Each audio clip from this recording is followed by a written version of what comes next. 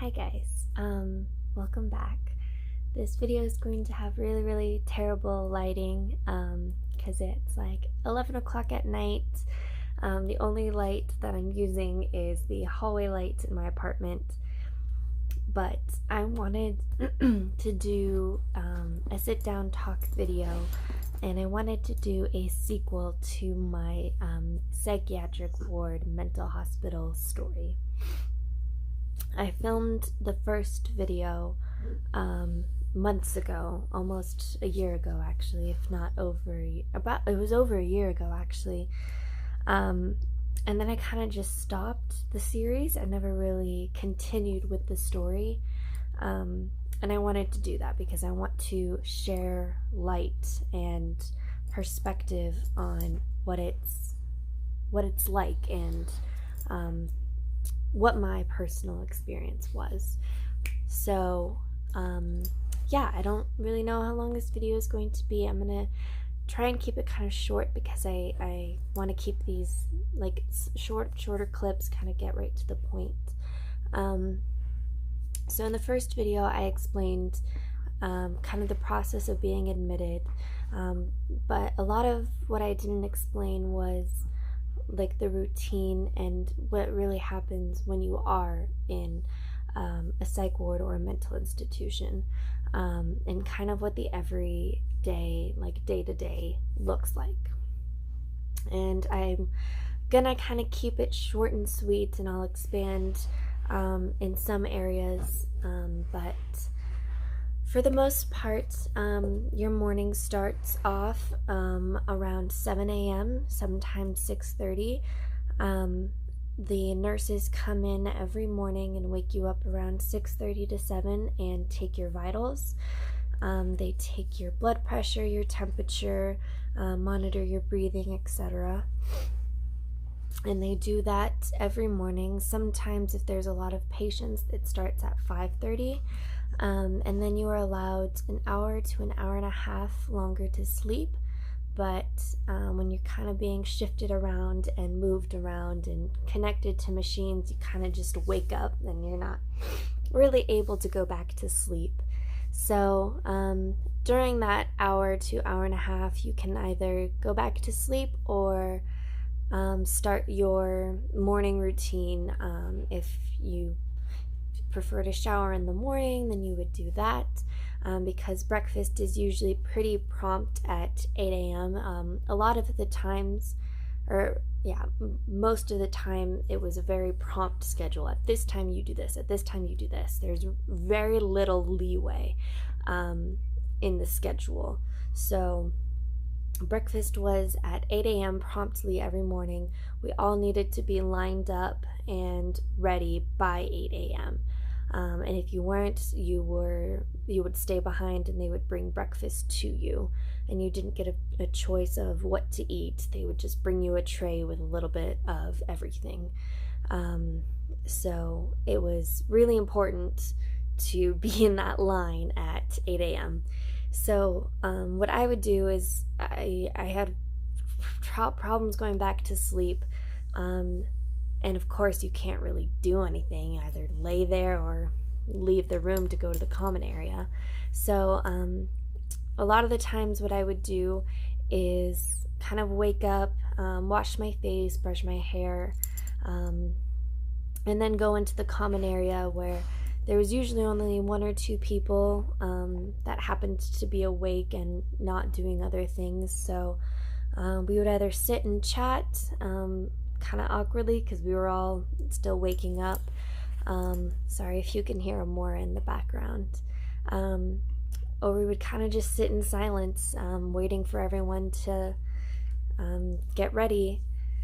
And then we would all line up in a single file line, each gender opposite, the boys on the left and the girls on the right. And they would scan our wristbands, which I actually still have mine, and I will in a separate video show all of the things that I had in the mental hospital, and all of my, I don't want to say memorabilia, but things that I got during those times, or I accumulated. Anyways, they would scan our wristbands, which had a special barcode, and it had our names and patient number and things like that.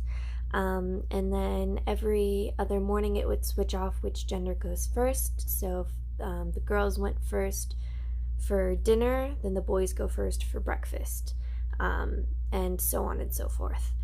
So it switched off every so often, sometimes depending on the nurse. Sometimes some of them were like, always ladies go first, boys, you got to be a gentleman. So it really depended on who was working that morning and who was the overnight nurse, because the overnight nurses switch around 8 to 9 a.m. Is when the overnights leave, and then the daytime nurses come in, and then the daytime nurses leave around 7 to 8 p.m., and then that's when the overnights get there. So yes, we would all line up, and we would all do a single file line. Depending on the nurse, we would either stay silent, or there would be some nurses who were kind of lenient, and we were allowed to talk and socialize a little bit while we walked to the cafeteria. And then we had an hour to an hour and a half to eat and relax. There was a specific place for the kitchen, a specific eating area, and then a place for kind of just sitting around. There was a ping pong table, there was chairs and other tables. In a separate video, I'm also going to be doing a kind of a map of what it looked like, so you guys can have a visual of of everything, because it's kind of hard to explain and visualize in your head. So after breakfast, we would promptly head back to the building where the adolescents would stay, and we would all go into the common area, and those who stayed behind would eat their food from the trays that was brought back for them. And then after that, we did group therapy, where we did different activities or different sort of things to heal or work things out. And quite honestly, a lot of them weren't that helpful. Mental hospitals and psych wards a lot of the time really aren't helpful. It's an unfortunate truth, which is why my experiences were so negative, and so many people have such negative experiences with these places that are supposed to help you. But there were some activities and some groups that actually were helpful. I'm not saying that all of them were terrible. Some of them were great. After or during group, we would fill out what was called your daily evaluation sheet, and you would fill out how are you feeling this morning, depressed, anxious, on a scale of 1 to 10, etc. What are some comments? How did you sleep? How did you eat this morning? Etc. Just kind of going over all of the basic things that really have to do with mental health. And then we would give those back. A lot of the times we would have to fill that out with crayons, which was very difficult to write, because we couldn't use pencils or pens, because a lot of people had tried to self-harm with that.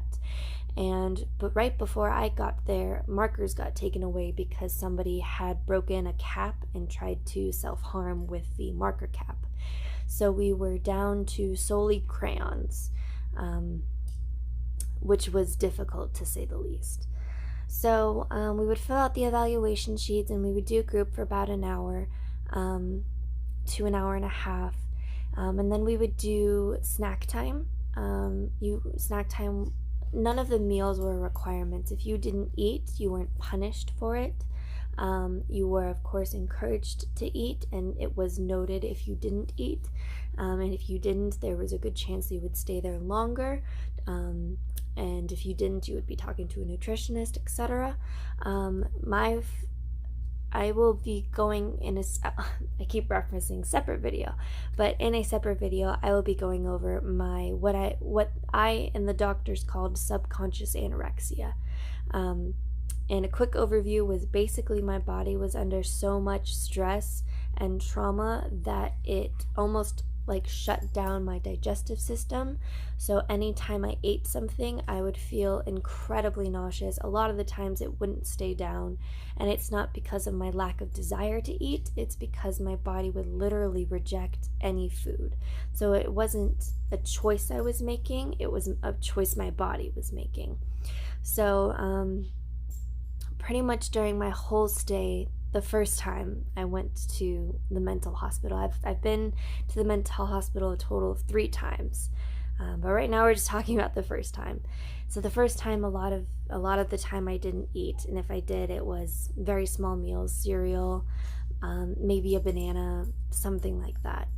And it was really taking a toll on my body. I had lost 20 pounds in a total of 2 weeks. It was really bad. You could see my entire spine, you could see my ribs. I had gone from about 125 to about 100 to 105, so it was a significant drop. So anyway, back to snack time. We're going on schedule here. I want to keep this video short. Snack time usually consists of like those uncrustable like PB&J sandwiches, or maybe pudding or crackers, and then like juices of some sort. So there was some variety and things that you could choose from. And then during snack time, there was what was called documentary time, where we would spend an hour watching a documentary, and that was just to kind of learn something or stimulate our brains in some way. Mora, love you. I love you. Go play with your bone. Go on. I'm sorry. No. So yeah, just to stimulate our minds and keep us learning, because that was one of the therapies that we were doing. And then after documentary time, it would be an hour of nap time, where you can either take a nap, or you can go take a shower, or just spend time in your room. But you had to be in your room. You could not be in the common area. Everyone had to be in their room. So it would be you and your roommate stuck in your room together for an hour. Not an option. And during that time I was bored out of my mind, so I would usually shower just to have something to do, because it was really difficult for me to sleep, because if I had eaten that morning, my stomach would be really nauseous, or I would just not be feeling well at all, or just my overall discomfort of being there. Sleep wasn't easy. So I would usually just take a shower just for the hell of it, just so that I could do something. And I would just take a really long shower, and that's what I did. Your family or your parents or your friends would bring you a bag of clothes. They did have sweatpants and sweatshirts and things like that if you didn't have any, which I didn't at first. I had to wear their clothes for a couple days until my parents brought the clothes.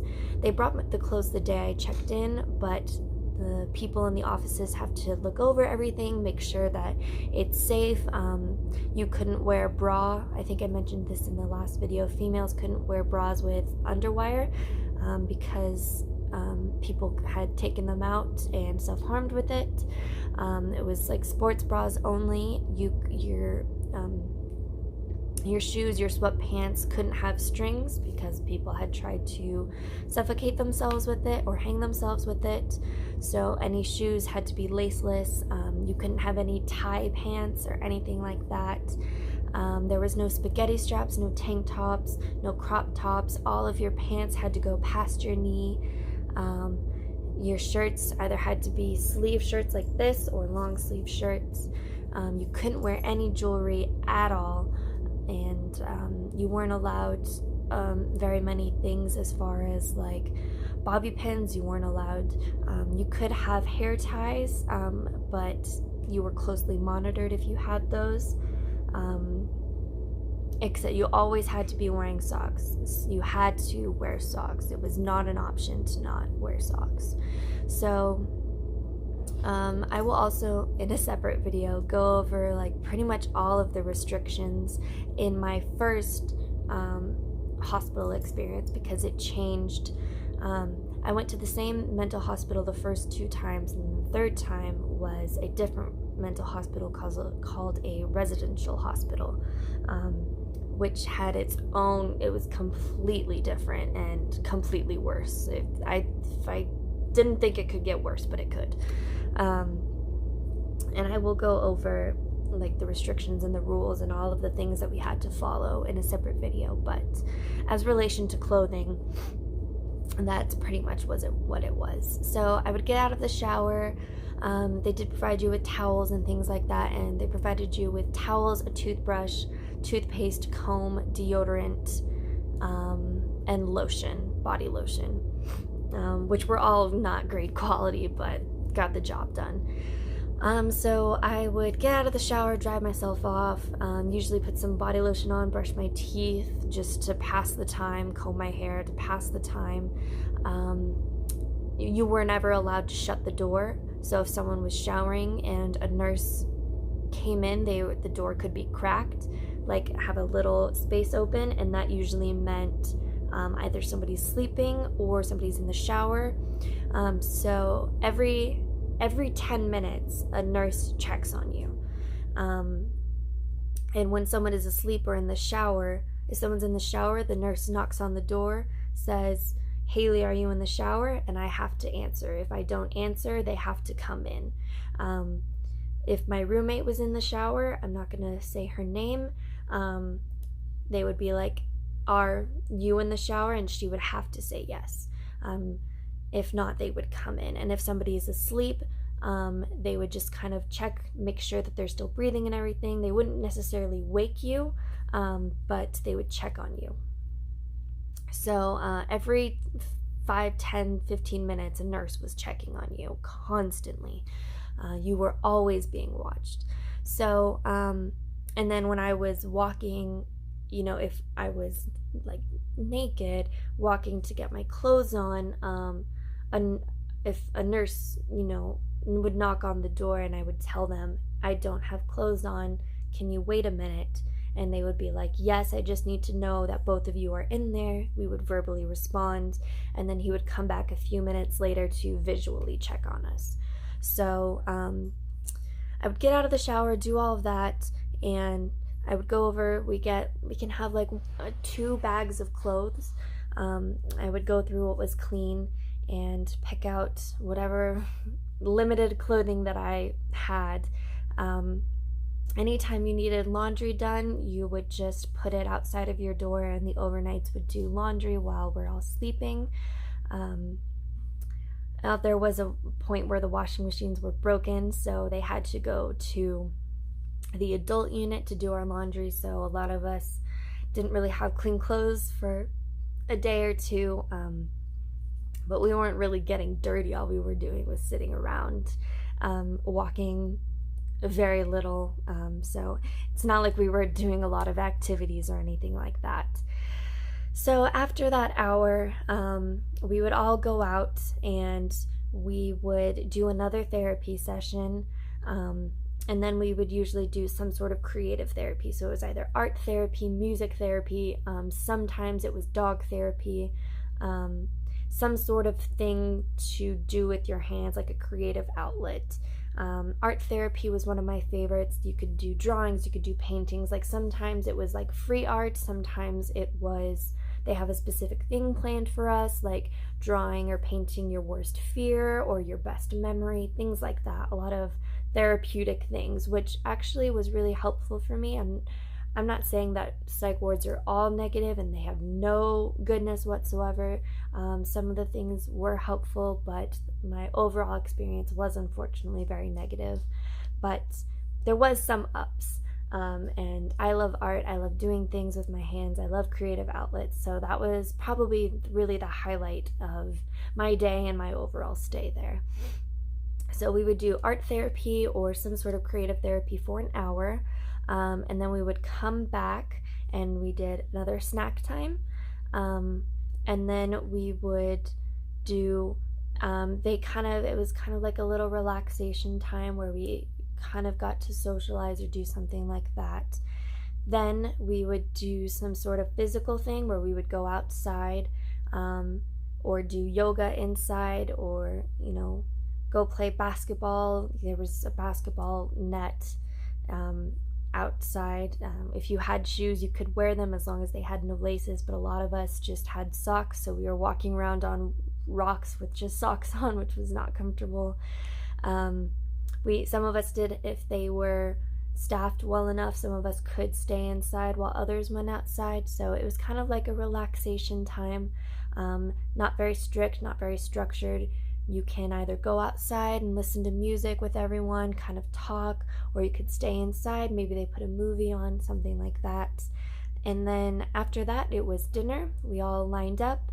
They scanned our wristbands. We did that same single file line to the cafeteria, ate for an hour, and then come back. And then that's when we would do our nightly checkout. So that same evaluation sheet that we filled out in the morning, we would fill out at night as well. So it has a column for morning and a column for night, or column for morning, column for night. And we would compare how we're feeling from morning to night. So how is your depression? How's your anxiety? How has your day been so far? What comments do you have? What things do you wish went better? What things were good, etc. And then we would all go around and share it, and then we would give it to them because they keep that for record purposes. And then after that, it was the evenings are really the better times. It was a lot more relaxed. After that, we usually had an hour to an hour and a half where people were getting ready for bed. We had usually a movie on, or we were playing card games or something like that. Med time. There was med time twice a day. If you had any medications, usually right after eating breakfast, there was med time. You would get individually called up to the nurse's station, and they would scan your wristband, administer your medication to you, give you a little bit of water, and then they would call in the next person. And the same thing happened at night, is after the evaluation time, while everyone was like getting ready for bed and such, the nurses would call us up one by one individually if you had evening meds. I had morning meds. I had 3 morning meds and 1 evening med, which I still have today. They're not all the same medications, but they are the same number. So I was one of the ones morning and night to be called up. And some people were showering, because some people were showering before bed. Sometimes if I was really bored, I would just shower again because I was bored. But a lot of the times it was like a good socialization time. Sometimes, if they were feeling really nice, they would hand out some popcorn while we watched a movie, or they would play music, or we would have some games to play. So the evenings were definitely better. And then around 9 o'clock to 9:30, it was bedtime. They would all usher us to our rooms, make sure that no male and female were going into each other's room, because if you even looked at a man or touched a man or a female, the female would get pregnant. That's how that worked there, apparently.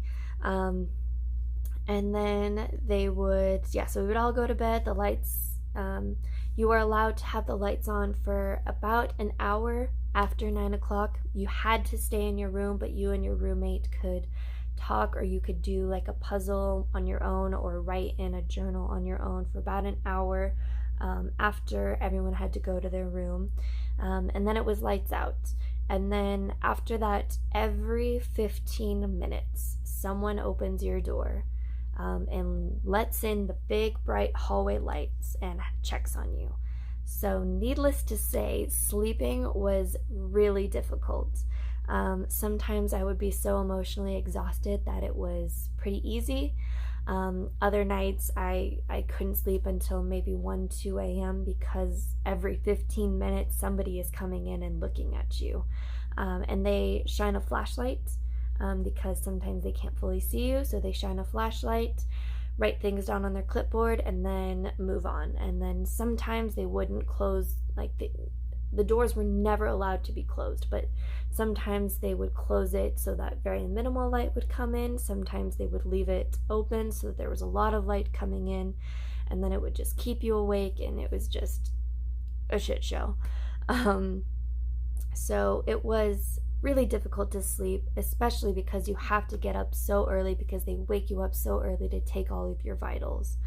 But, you know, eventually if you get tired enough, you just pass out, which is what eventually happens. So, other than that, like, that's pretty much the overall schedule of what a day-to-day would look like. There were some days where they needed to take blood to just see how you're doing, or they would do a check-in. I had a lot of open wounds because of, you know, my suicide attempts had to do with cutting my wrists.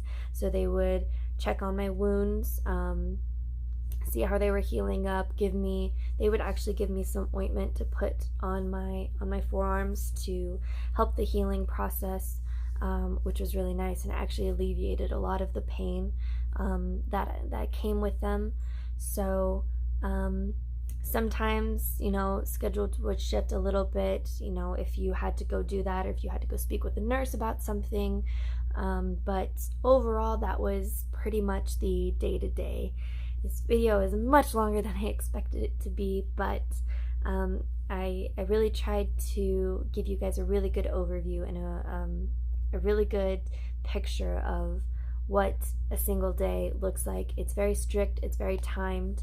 There is some leeway, there is some, you know, good things to the day, but overall, you're in a mental hospital, you're being watched 24/7, you're being treated like a patient who's broken, and that's that. Sometimes you see doctors, sometimes I had to see a nutritionist quite often because of my lack of eating, which I will go into in another video, but that's pretty much it. This is a part 2 to the series that I want to continue, so thank you guys so much for watching. Have a wonderful day or night wherever you are, and I will see you in my next video. Bye.